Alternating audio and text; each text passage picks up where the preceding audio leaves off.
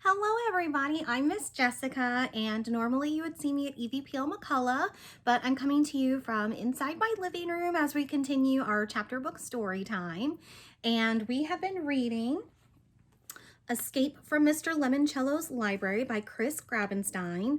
And I think we're about to start getting into some really exciting things today. Before we get started, I do have my blanket with me so I can be nice and comfortable while I'm reading. I've got some water nearby just in case I need to take a drink. And she's kind of out of frame, but I also have a visitor. Here she is. Hi, Harper. So you might see some visitors as they come through, and I will definitely make sure to stop and say hello to them. And so as we have been reading so far, Kyle kind of forgot to do his extra credit essay in order to possibly get selected for the new library's lock-in. So he was able to very quickly jot just one sentence down, and it was really just not a good essay. But he was very determined and did not want to give up, so he went home, wrote an extra essay, emailed it to Mr. Lemoncello's company, and they kind of sent him a form response back that was just, telling him, thank you, please do not reply to this. And that was kind of it. So right now, he's not in really good shape for getting selected for this lock-in. So we're going to be starting with chapter 7 today, and I'm actually going to be reading 3 chapters today just because chapter 7 is actually very short. And before we get started, I was able to get a print copy of the book because I wanted to make sure that I wasn't taking any digital copies that somebody else could be reading. All right, so chapter 7. Heading back to school on Tuesday, Kyle knew he had to put on a brave face. He smiled as he walked with his class toward the auditorium for a special early morning assembly. The one where Mr. Luigi L. Lemoncello himself would announce the winners of the library lock-in essay contest. I hope he picks yours, Kyle whispered to Akimi. Thanks, I do too. But the lock-in won't be as much fun without you. Well, when it's over and the library is officially open, you can take me on a tour. That's exactly what I'm going to do if I win. Well, hello, Harper. If you don't, I'm sending a flaming squirrel after Mrs. Cameron.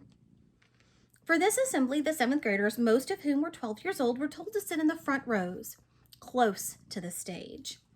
That made Kyle feel a little better. At least he got a chance to see Mr. Lemoncello up close and personal. But his hero wasn't even on stage. Just the principal, the school librarian, Mrs. Youngins, and a red-headed woman in high-heeled shoes who Kyle didn't recognize. She sat up straight like someone had slipped a yardstick down the back of her bright red business suit. Her glasses were bright red, too. That's Dr. Yanina Zinchenko, gushed Miguel Fernandez, who was sitting to Kyle's right. Who's she? Asked Akimi, seated to Kyle's left.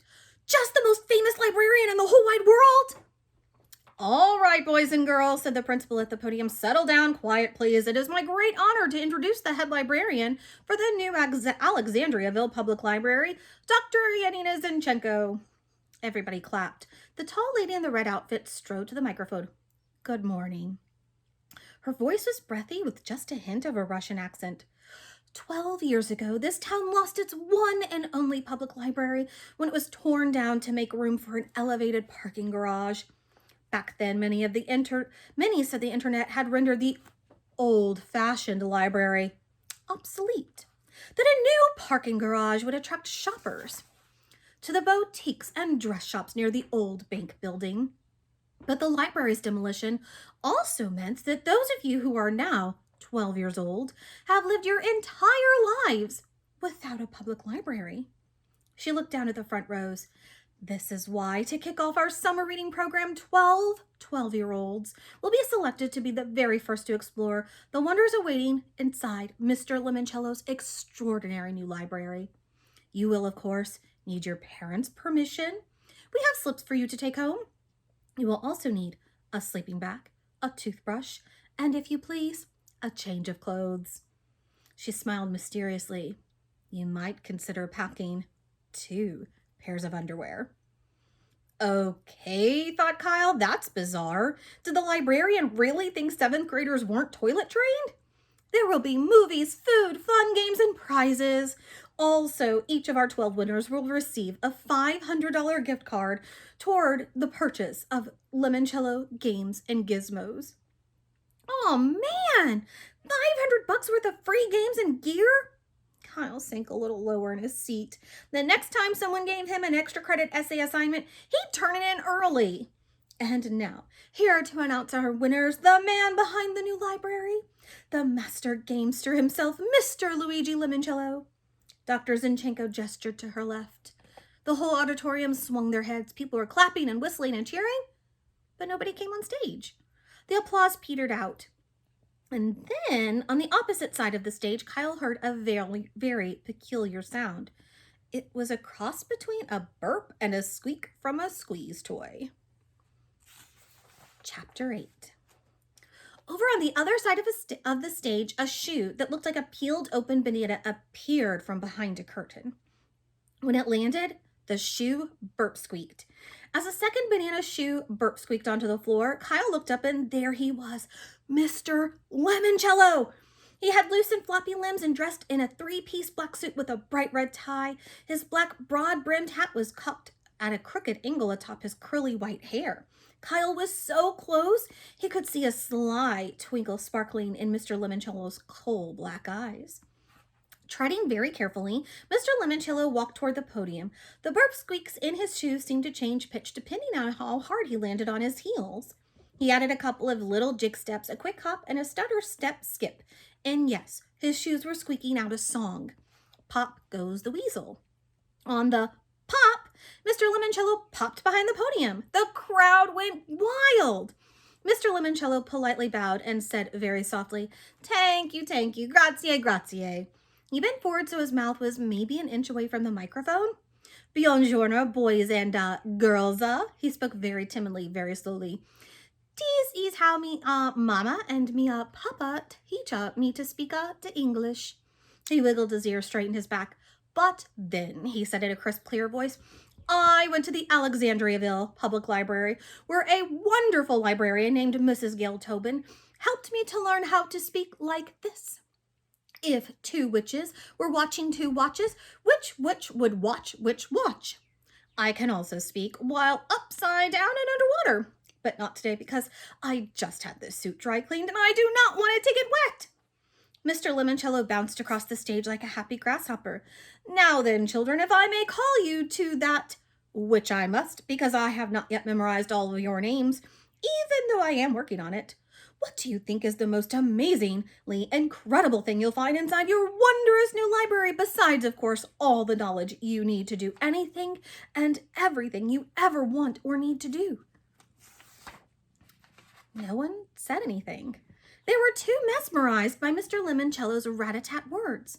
Would it be A, robots silently whizzing their way through the library restocking the shelves?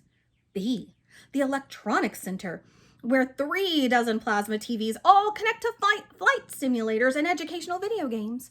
Or C, the Wonder Dome, lined with 10 giant video screens. It can make the whole building feel like a rocket ship blasting off into outer space.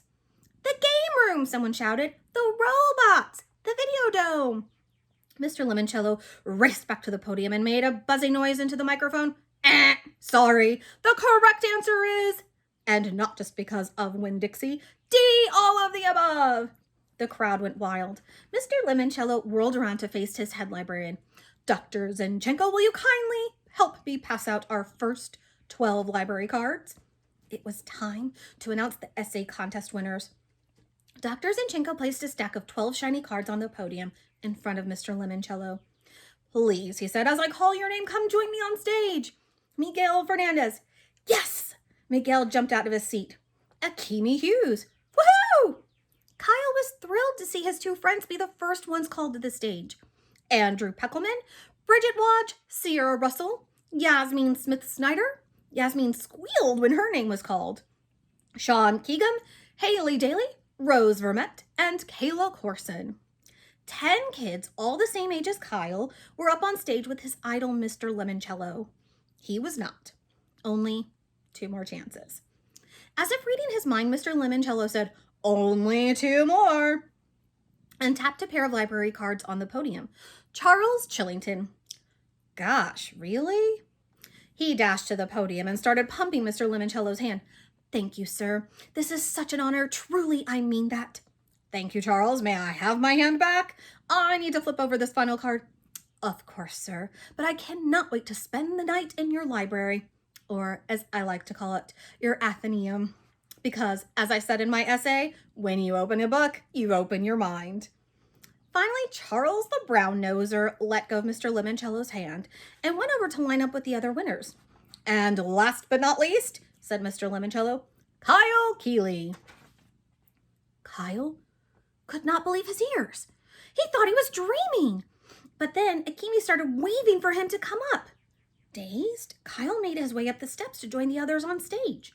Mr. Lemoncello handed Kyle a library card. His name and the number 12 were printed on the front. 2 book covers, I Love You, Stinky Face, and The Napping House, were on the back. Let's all pose for a picture, please, said the principal. When everybody moved into position for the photographer, Kyle found himself standing right next to Mr. Lemoncello. He swallowed hard. I'm a big fan, sir, he said, his voice kind of shaky. Why, thank you. And remind me, you are... I'm Kyle Keeley. Ah, yes, the boy who proved what I've always known to be true. The game is never over until it's over. Bong. Ooh, that's kind of interesting. Chapter 9. Kyle couldn't wait to tell his family the good news. I won the essay contest! He showed them his shiny new library card. Congratulations, said his mom. Way to go, said his dad. His brothers Curtis and Mike were more interested in Kyle's other card, his $500 Lemoncello gift card. It's good for 12 months, said Kyle. But you need to use it now, said Mike. We need to go to the store tonight so you can buy me Mr. Lemoncello's Kooky Wacky Hockey. I can't. Why not? I have to show my library card at the store to cash it in. And? I'm grounded, remember? You know, Kyle, said his dad, looking at his mother, who nodded. Since you worked extra hard and did such a bang-up job on your essay, I think we might consider suspending your punishment. Really? Really. Kyle's mom and dad smiled at him, the way they smiled whenever Mike won a football game or Curtis won at the science fair. After supper, all 5 Keeleys piled into the family van and headed off to the local toy store. Lemoncello's hockey game is awesome, said Mike, as they drove to the store, especially when the Penguins play the Polar Bears. I'm hoping to find a classic board game, mused Curtis. Mr. Lemoncello's bewilderingly baffling bibliomania. Is that about the Bible? Asked their dad from behind the wheel. Not exactly, said Curtis. Although the Bible, especially a rare Gutenberg edition, may be one of the treasures you must find and collect, because the object of the game is to collect rare and valuable books by... The Penguins and Kooky Wacky Hockey aren't from Pittsburgh like in the NHL, said Mike, cutting off Curtis. They're from Antarctica. And the Polar Bears? They're from Alaska. Kyle had decided to divvy up his gift card 5 ways to give everybody, including his mom and dad, $100 to play with. As soon as they entered the toy store, the family split up, cruising the aisles with their own shopping carts. His mom was going to upgrade to Mr. Lemoncello's Restaurant Rush. His dad was looking for one of Mr. Lemoncello's complicated what-if historical games. What if the Romans had won the American Civil War? Kyle hung with Curtis and Mike for a while. Being the one with the gift card made him feel like he was suddenly their big brother.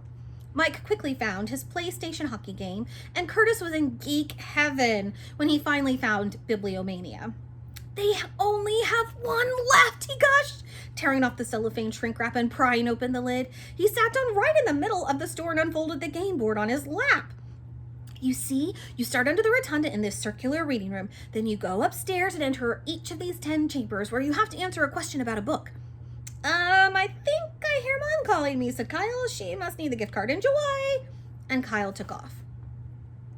The store will close in 15 minutes, announced a voice from the ceiling speakers. Kyle flew up and down the aisles and grabbed a couple of board games he didn't own yet, including Mr. Lemoncello's absolutely incredible Iron Horse, a game where you build your own transcontinental railroad, complete with locomotive game pieces that actually puff steam.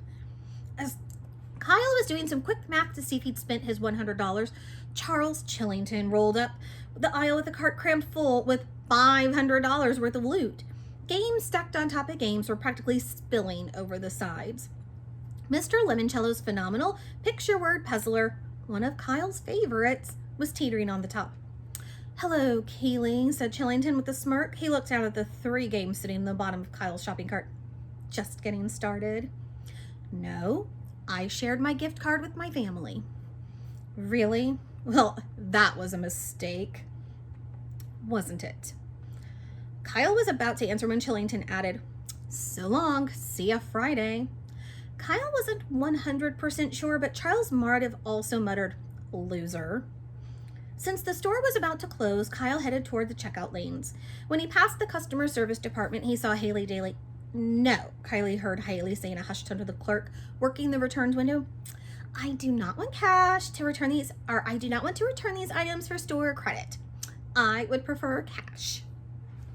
Kyle finally found his family, showed the cashier his library card, and paid for everything with a single swipe of the gift card. "You know, Kyle," said his dad as the family walked across the parking lot, "your mother and I are extremely proud of you. Writing a good essay isn't easy." "Maybe you'll be an author someday," added his mom. "Then you could write books that'll be on the shelves of the new library."